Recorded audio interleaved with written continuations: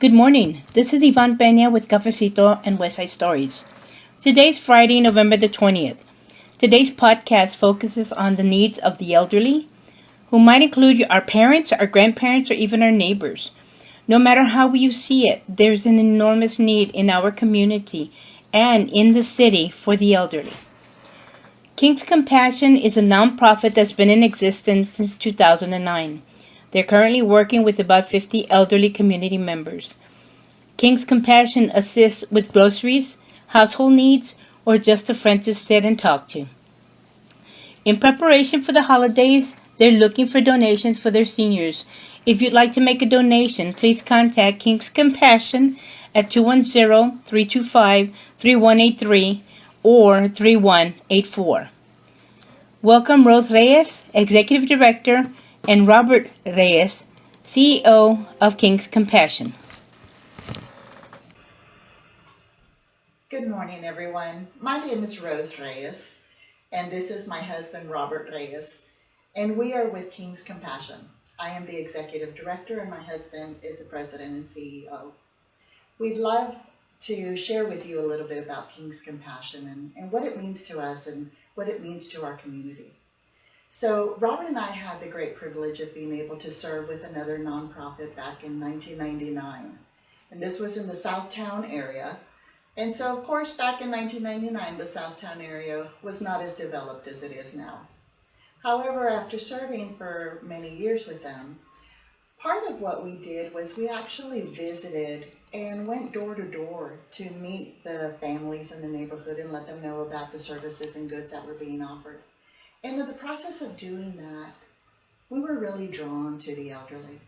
We realized that a lot of them were alone. Many of them were neglected and forgotten by their own families at times.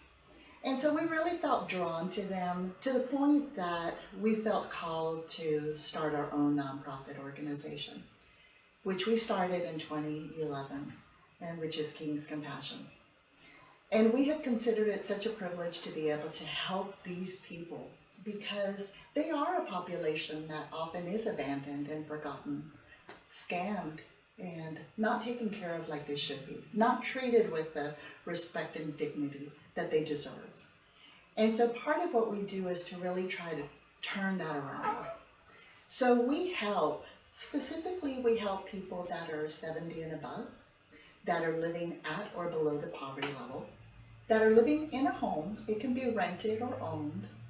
And also we're wanting to focus on the zip codes that are most needed right now. So like the 78207, the 78237. And so the way that we help, it's truly looking out for their total well-being. So we look at companionship as an area. We actually, pre-COVID, we would spend time with them, visit with them, finding out about who they are and their experiences because they have so much to share. Of course, now we do still make phone calls with them and spend time with them. The other area that we look at is maintaining independence. We want these people to be able to maintain their independence. I think that most people, though that we have some loss of being self-sufficient, we want to be able to help them to stay in their homes, to be able to feel like they have freedom in their homes. So part of the way that we do that is that we actually provide and deliver groceries to their homes. We do that once a month. For some, we do it twice. And so in addition to that, we also do minor home repairs that they might need. So anything from changing a light bulb to a faucet, we've done flooring. Once a year, we actually paint the exterior of the home for one of our elderly too. And that's like a month-long project. We have young people that come out and help us. And we don't just paint. We do the carpentry, removing old boards, and making the house look new so that they can feel good about where they're living. We also take care of all of their lawn care, everything from mowing lawns to, of course, the time is coming to start doing some raking and helping clear out their property so that we kind of declutter and help them feel good about their community and the neighborhood and beautify it as well. We also have various organizations and individuals that will donate things to us, anything from adult diapers to furniture and appliances. And because we actually still function out of our home, we don't have room to keep that. So as soon as we know that something's being donated, we find out who needs it. Robert will pick it up and we'll go and deliver it straight to them. And you'd be surprised, sometimes it can be simple stuff like a dresser. We had a lady one time who said, "Can you give me a dresser because I've been keeping my clothes in bags." Something so simple that we might take for granted. We had another lady who didn't have a sofa, so somebody donated a beautiful love seat to her, and you would have thought that we just gave her $1 million. She was just so excited. And so those are ways that we help. And the third aspect is really in restoring dignity to these elderly. Like I said, unfortunately, sometimes, especially being alone, and even more so with the COVID pandemic that we've been dealing with, these are people that are often very isolated. They're homebound. Most of our elderly don't drive and don't always have somebody to drive them around anywhere either. So part of what we do is that we acknowledge their birthdays, we acknowledge Mother's Day, Father's Day. As a matter of fact, we had an elderly gentleman who we started to help, and we had all the youth out helping paint during Father's Day, but I put together some goodie bags and I went to go drop them off.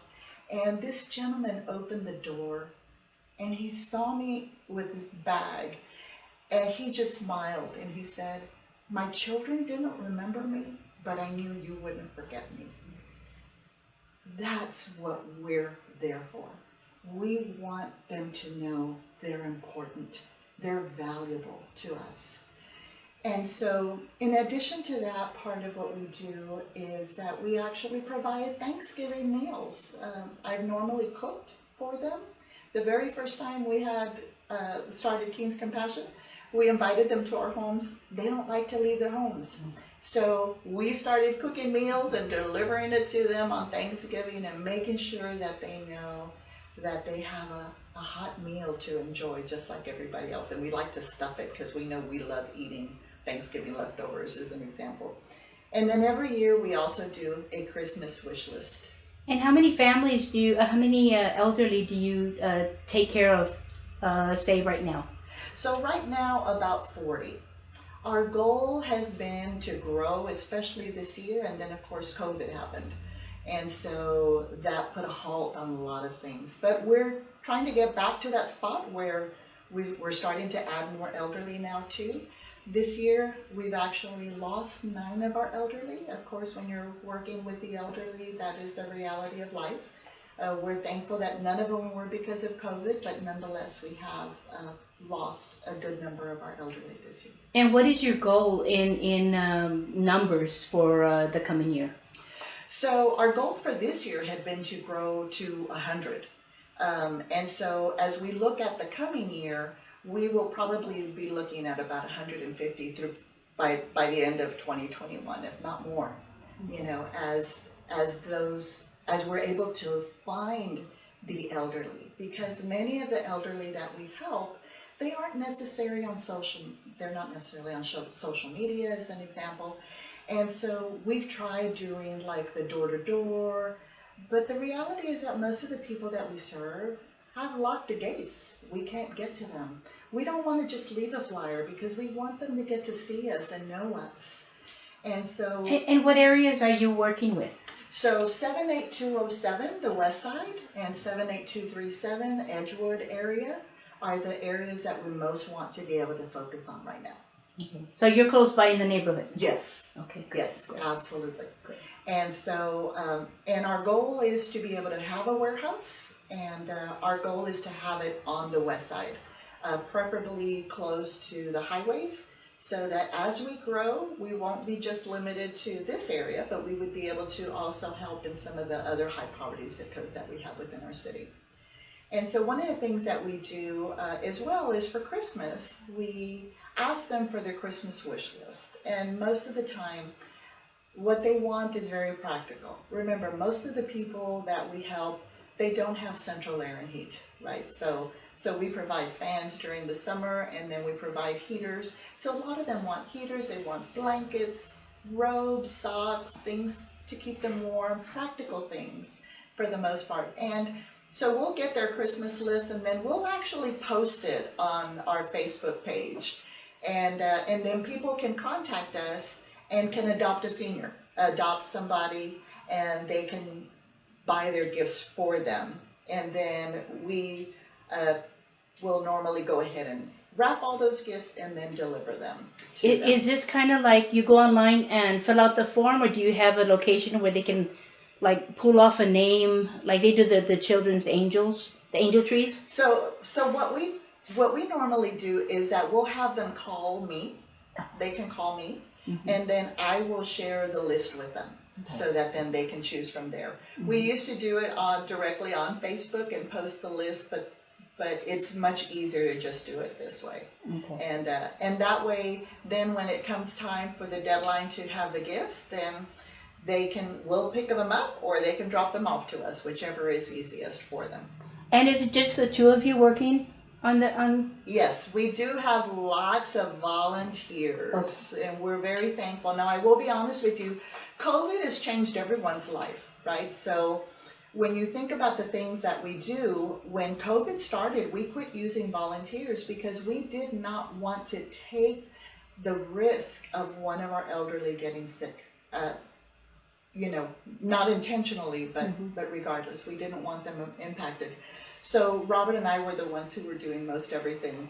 When it came time to doing our painting project, we were a little better, so we were able to use the volunteers. I was checking everybody's temperature. We had masks, we had gloves, we had hand sanitizer, we had social distancing, everything. And we have started to use volunteers again for grocery giveaways. And so we do a couple of options. So first Saturday of every month, we actually go and we'll get together at my home. We bag the groceries, we load them, and we deliver them. But we also have some folks that choose to do it on their own time. So they'll come and pick up bags of groceries and then go deliver them. Again, we check their temperature, we make sure we're taking care of all of the safeguarding our elderly as well as our volunteers. And so we do that, and that's been very helpful. We've even had folks that have volunteered to do lawns that way. They go out on their own time, they have their own lawn equipment, and they go out and they'll do a lawn for one of our elderly. And that way there's no contact with our elderly. We're able to keep them really safe and make sure that their needs are taken care of, but they're also protected. And then the last thing is that if there are things that we don't do, we try to find resources within the community for them. So we do a lot, but we don't do it all. So as an example, we've had some of our elderly that we've helped them to fill out their applications for like Under One Roof program that the city has, or even like with other organizations that help with that. We'll help them with filling out the applications. Some of our elderly have gotten roofs that way. We've helped people that are ready to talk about a will, and we'll help them to get their wills filled out.